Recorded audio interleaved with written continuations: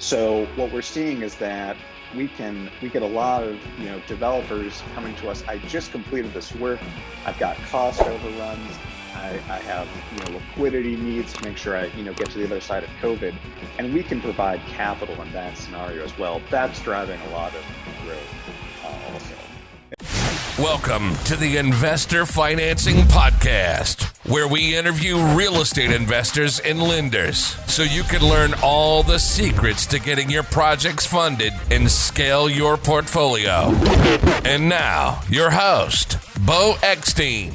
Today's going to be a great conversation about PACE equity and the benefits of the program itself. Can we dive in from a developer standpoint? Why would a developer want PACE equity in the capital stack? Can you kind of go over the advantages of PACE equity in the capital stack, what that means to a developer? Yeah, absolutely. So the idea is that as you're putting your capital stack together, right now we're seeing trends that would say that there's really two options, right? You can get a construction loan from a bank lender or a credit union, and it's going to be a fairly low cost, but also right now a fairly low loan to cost given COVID pressures and concerns about the economy and all the development that we've had leading up to it. Or you can probably get a high cost, higher leverage construction loan from, say, a debt fund or kind of non-bank institution. So what PACE equity does is we work in both of those scenarios to either do one of two things. One, in a low leverage construction loan, we can provide 10 to 25% of the capital stack typically. I can talk about how that sizing works later on. At a much lower cost than, say, the outside equity that you're going to have to raise to get that project done is going to cost. Typically about half the cost of equity, or say mezz, if that's your other option for funding. So it can be a really nice portion of the equity, really by providing, again, this kind of low cost, additional loan, as a part of the capital stack. Conversely, if you're working with a debt fund at a higher cost, what we can do is actually decrease their leverage and just change out dollar for dollar, what they would be loaning to you. Same thing at about a half the cost or so. That really decreases your, weighted average cost of capital.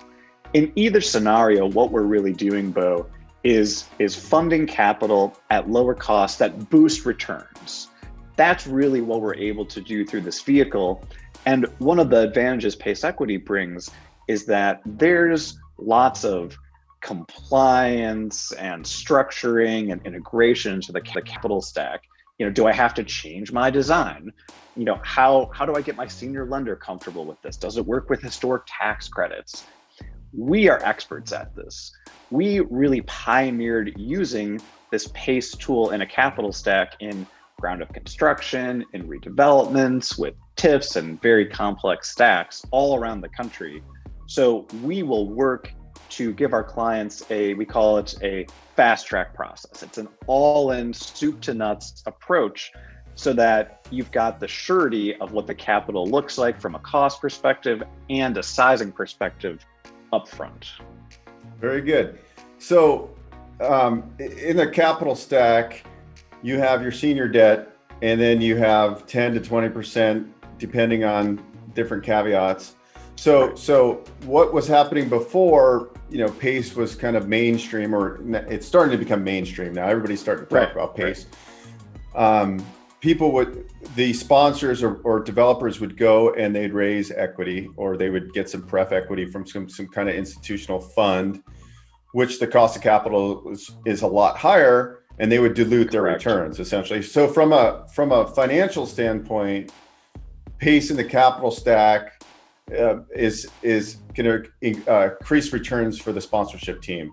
And so that's why so many developers, not only from a financial standpoint, but also from a social impact, right? They're creating a product or a building that's not only more valuable, but it's more energy efficient and less carbon output, all the good stuff that goes along with building sustainable. So there's like multi-pronged benefits A lot of the developers out there are always thinking, well, what's in it as far as leverage Right. and that thing, Right. obviously. But so there's many benefits, and that's why this business really started about 10 years ago, right, Ethan? And now over the last 2 or 3 years, it's really just kind of just booming. Right. And last year there was probably like a little bit over $1 billion in CPACE funding. Where do you expect that to go in the next 5 or 10 years? You're listening to the Investor Financing Podcast. We'll be right back after this break.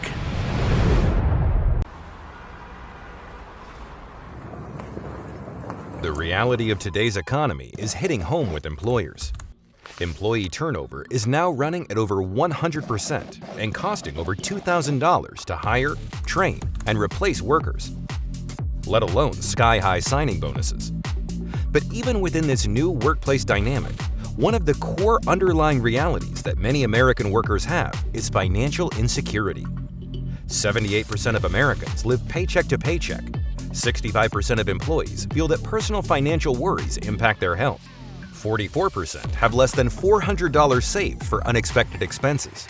What if one product could help solve both the immediate labor and hiring issues, and also address some of those longer-term worker insecurities and realities without adding $1 to your bottom line? Introducing the digital account with no monthly account fees, no credit checks, no minimum balances, and no overdraft fees. The account comes with a Visa debit card, global ATM network, bill pay, send money, and features Pay Any Day. Pay Any Day, a proven way to reduce employee turnover by as much as 40%. With Pay Any Day, employees can access up to 50% of their pay before payday. Pay Any Day is not a loan, it's an advance.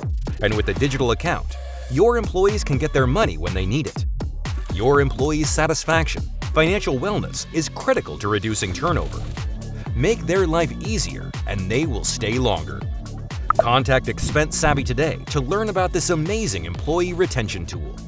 Please visit expensesavvy.com/account.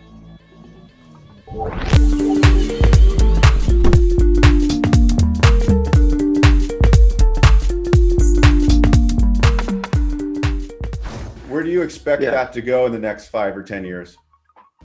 Well, and Bo, you're exactly right, is that we're seeing tremendous growth on a year-to-year basis in, for a couple of reasons. One, as you said, really hit it on the head, just becoming more mainstream. People are more aware that, we're out here as a solution and an alternative for them, and they're willing to explore different options, as the pressure on returns and loan to cost and cost of capital has really been, magnified, in kind of our current COVID times. So just general awareness and transactions, helps, that growth. We're also seeing new markets come online. One thing I mentioned earlier is that, so in order to do one of these projects, first there has to be state-enabled legislation. That sets up, what's eligible for funding, what the requirements are, how it works in that specific state. So that's a long process. So, if I started, a new state today, it may take 2, 3, 4, 5 years before I could actually start closing transactions in that specific state. There's 25 states, give or take today, where we can go close and fund a deal, but we've got some major markets, coming online and have come online in the past couple of years as well. So that's really just contributing to, that growth that you mentioned. Another thing that we're seeing a lot of too here at PACE Equity is what we call retroactive refinancing. In about a dozen or so states, if you've recently completed a building, major renovation, even say a PIP or something like that, we can actually pay for improvements that have been previously completed. We call that retroactive financing. So what we're seeing is that we get a lot of developers coming to us. I just completed this work. I've got cost overruns. I have liquidity needs to make sure I get to the other side of COVID, and we can provide capital in that scenario as well. That's driving a lot of growth also. And not to mention, we have a couple case studies, right, where because of the costs of timber and lumber going up, that Exactly. mid-construction, some developers are reaching out and some sponsors. Exactly. And they're kind of in I don't want to say a bad position, but it's a bad position because their only other options to go and raise more equity, right? And so exactly. So we've done several, I'm going to call them kind of mid-construction type or construction completion, and that's before the certificate of occupancy. So you have the retroactive, which is after COE or certificate of occupancy, and then there's also the capabilities of coming in mid-construction. Can you talk about a recent mid-construction deal where you guys stepped in and kind of saved the day? Yeah, absolutely. Well, one that comes to mind is it was a hotel that was under construction, and the flag actually changed their brand standards midway through construction. So the developers faced, a difficult choice. Do we raise more equity or go back to our, pockets and investors to do this work now, or do we simply finish the project, but then, come 24 months after completion, we're going to have to, do a renovation. It's going to cost us more money if we do it later. So we were able to come in and provide the funding for that exactly during mid-construction.